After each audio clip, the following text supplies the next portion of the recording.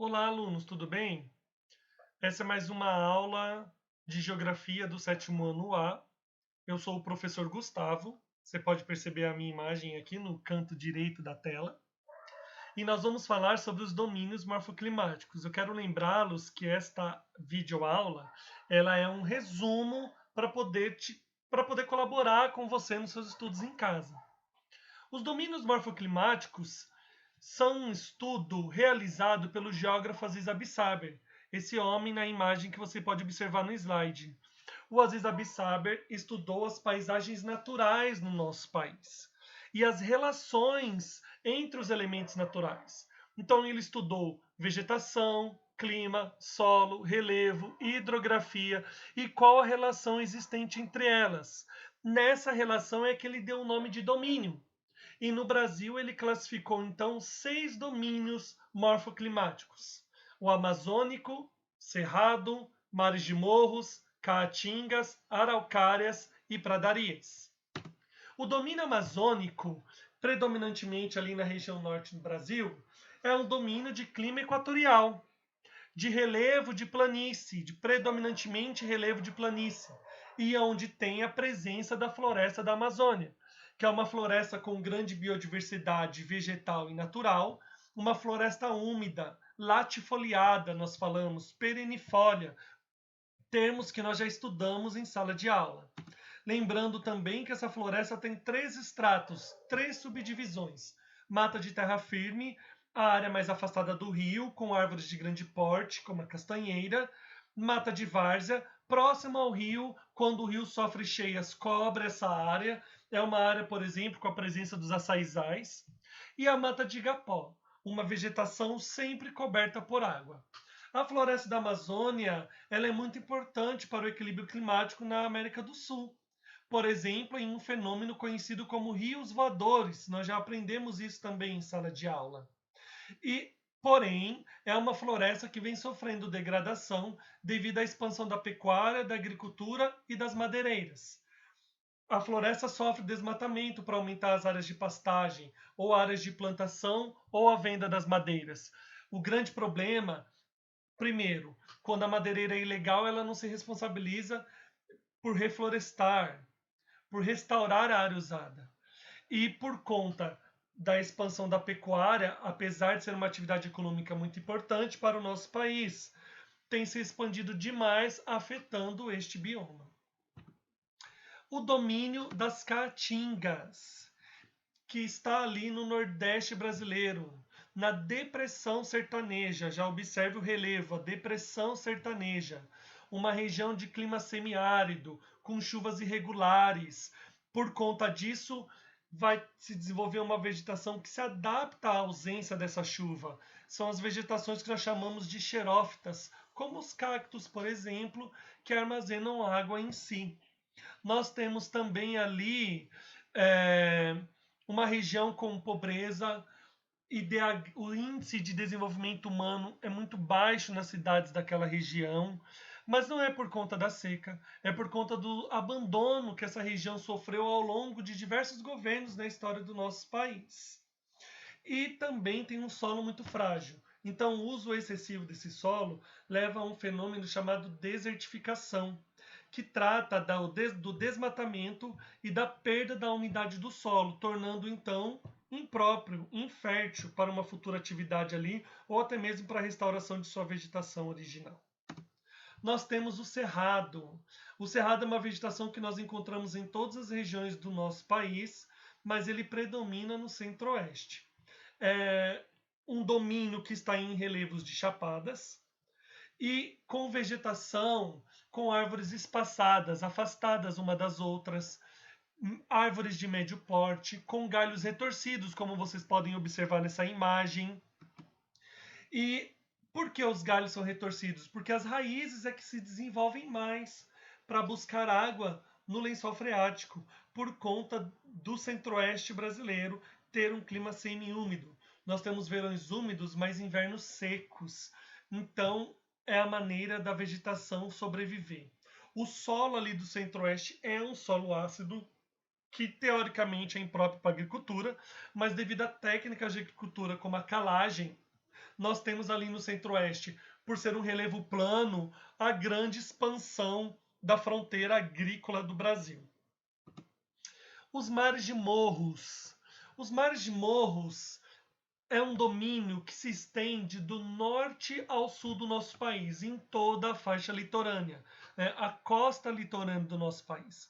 Leva o nome de mares de morros devido à presença de serras que nós temos ao longo de nossa costa. Nós temos ali o Planalto da Borborema no Nordeste, nós temos a Serra do Espinhaço, a Serra do Mar, a Serra da Mantiqueira, aqui no Sudeste, por exemplo. Nós temos o Planalto Meridional no sul do nosso país.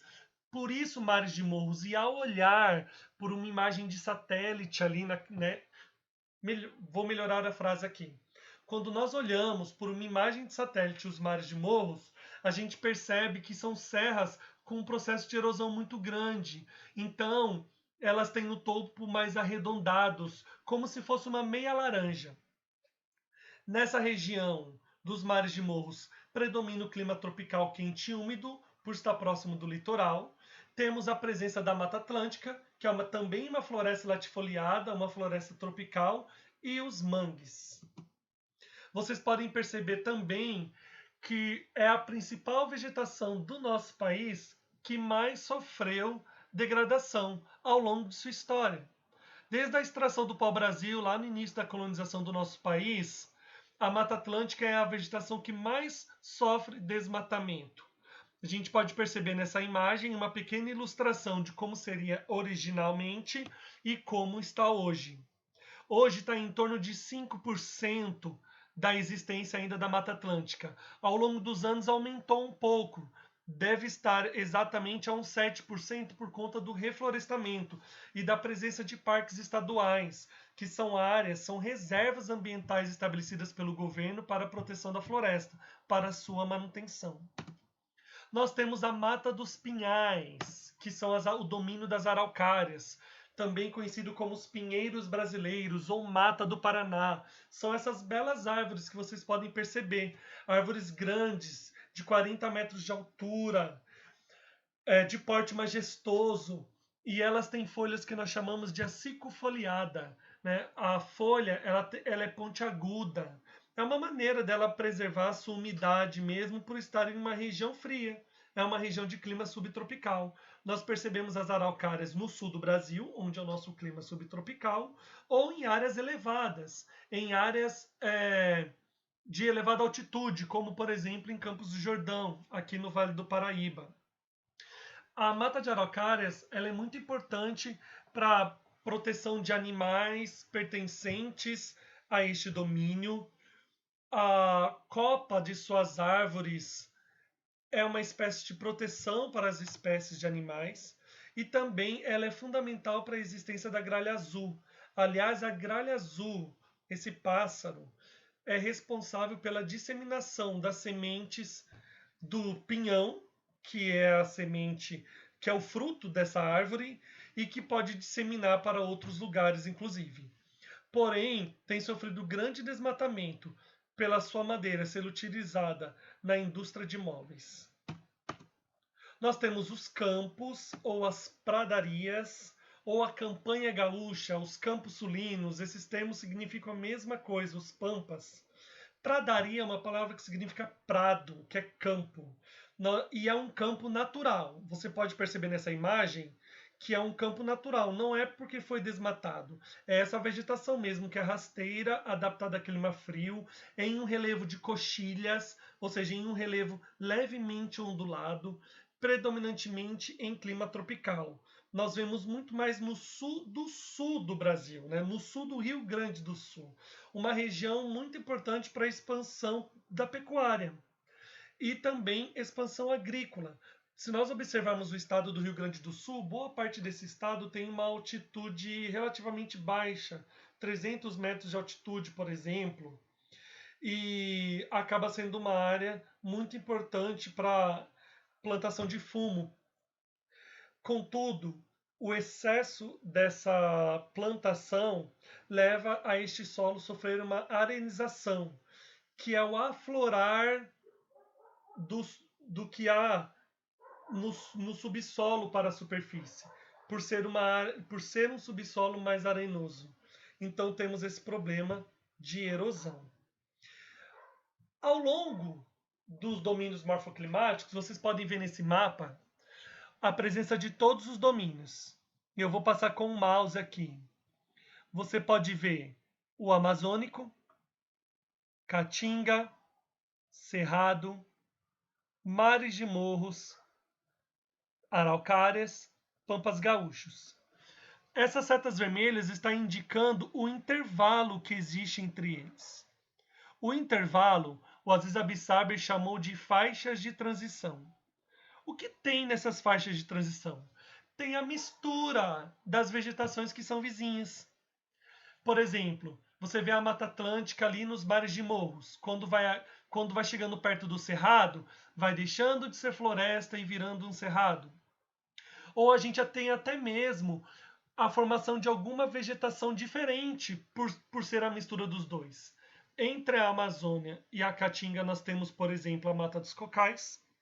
E na região do Mato Grosso do nosso país, nós temos o Pantanal, que é uma mistura de várias vegetações. São chamados de faixas de transição. Bom, gente, eu fico por aqui. Agradeço a atenção de vocês e espero ter ajudado no esclarecimento dos seus estudos. Bons estudos para todos e um grande abraço.